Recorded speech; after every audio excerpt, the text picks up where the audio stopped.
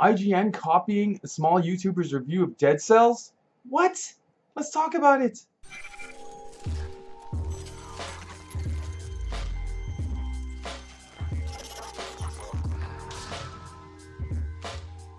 What's going on, everyone? Alex Prime here, and today some shocking news has come out from IGN and a YouTuber, Boomstick Gaming, and his review of Dead Cells, which he posted a few days ago, and now IGN has released their review of Dead Cells, and it's similar to the point where it's almost identical, to the point where it can't be coincidence.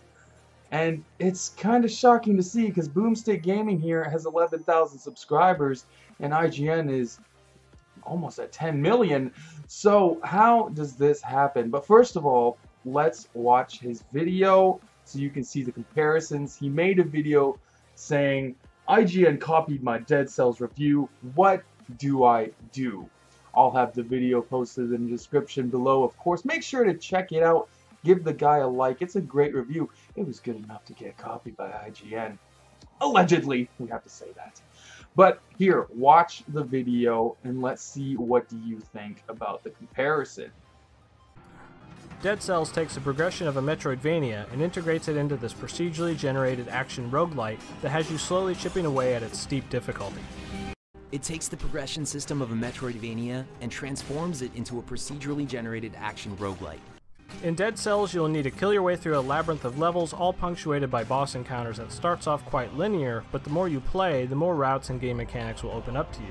In Dead Cells, you fight your way through an ever-changing labyrinth of levels with branching paths. You might not be able to make it to the final boss on your current run, but if you can manage to salvage some blueprints for some new gear, or better yet, an ability-altering rune, it makes it all worth your while even if you can see your death just around the corner. This is the type of roguelite that, yeah, sure, you could beat the boss on your first attempt, but you're probably not going to and you're not supposed to. Let's stop there, let's see what Philip has to say next. You're almost guaranteed not to make it all the way through on every run, but as your efforts lead you to blueprints that unlock new gear, it makes it all worth your while. In most games of this genre, your coolest skills and spells are often set to strictly long recharge timers or a limited mana system, but in Dead Cells, your abilities have incredibly quick recharges and allow you to seamlessly integrate these gadgets into normal encounters, and it doesn't make you feel penalized for using your cool stuff.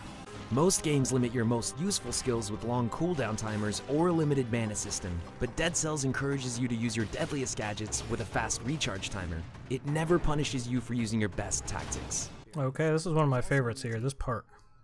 This combat system is fast, fluid, responsive, and one of the most rewarding representations of 2D combat of the entire genre. Fights are fast, fluid, responsive, and hands down one of the most gratifying representations of video game combat I've ever experienced. So it's starting to get a little fishy, huh? Also in place is a mutation system that has you pick from various buffs that can enhance and alter your abilities, but system, which adds another layer of diversity to how you can play. This is where you can choose from various buffs that enhance and alter your abilities. Alright, stellar writing, Philip.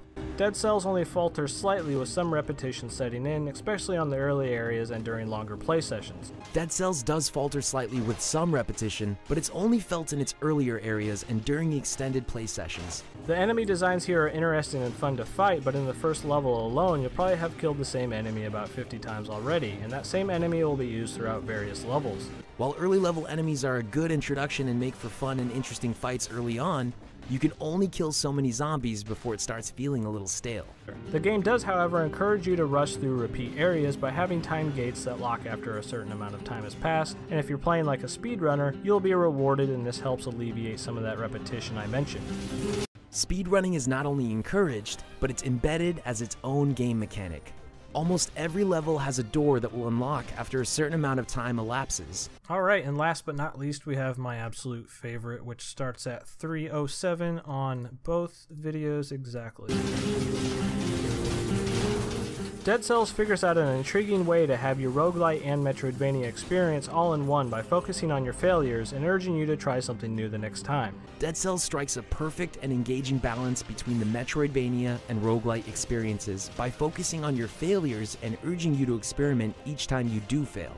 So I guess that's it. It's kind of flattering, I guess, that IGN is watching big Boomstick Gaming, but I don't know. What do you do about this kind of thing, guys? Let me know what you think, and thanks for watching. Yeah, crazy, right? It's too similar to be a coincidence. At least that's what I think. I think this guy is absolutely right in saying that IGN, specifically Philip Mewson, who did the review, it looks like he ripped this guy's review off. The reasoning, we have no idea. IGN has, as of now, taken the review down. I believe they are reviewing the situation to see what happened, just in case it truly was plagiarized and Mr. Boomstick Gaming had his review copied. Now, in his video, as you guys saw, he kind of is confused. What does he do? A giant company like IGN, well, he's flattered that someone at IGN is watching his content, which obviously means he's doing a great job. But what do you do when a giant company like IGN comes and takes your reviews? What do you do? They're one of the biggest channels on YouTube, and he's got 11,000 subscribers, which is a lot, but not compared to IGN.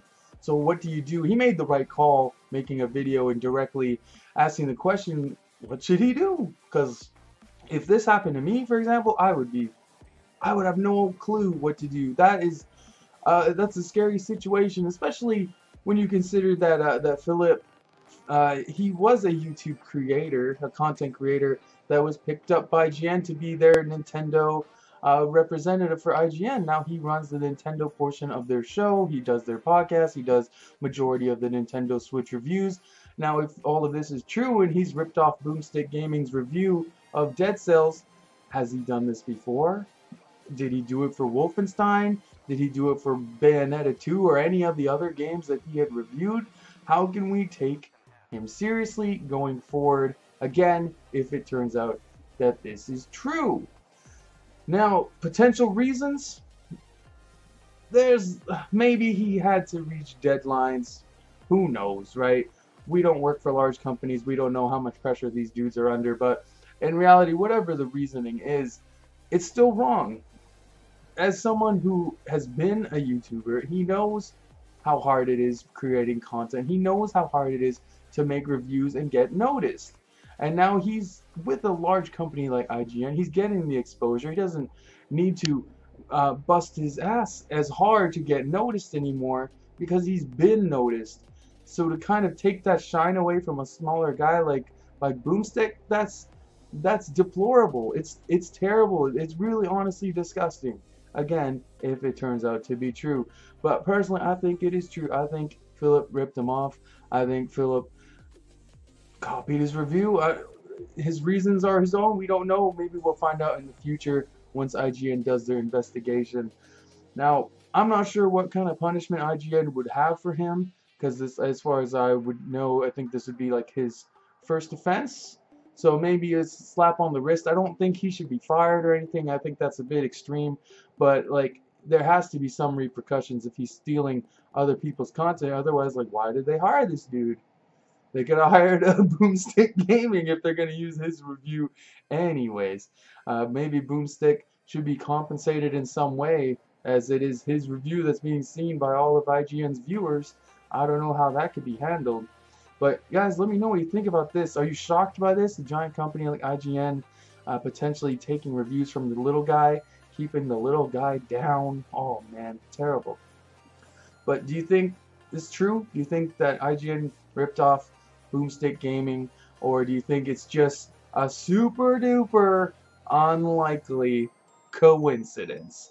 Let's talk about it in the comment section below. Make sure to hit that share button, like, subscribe, and click the notification bell to get more content when it goes live.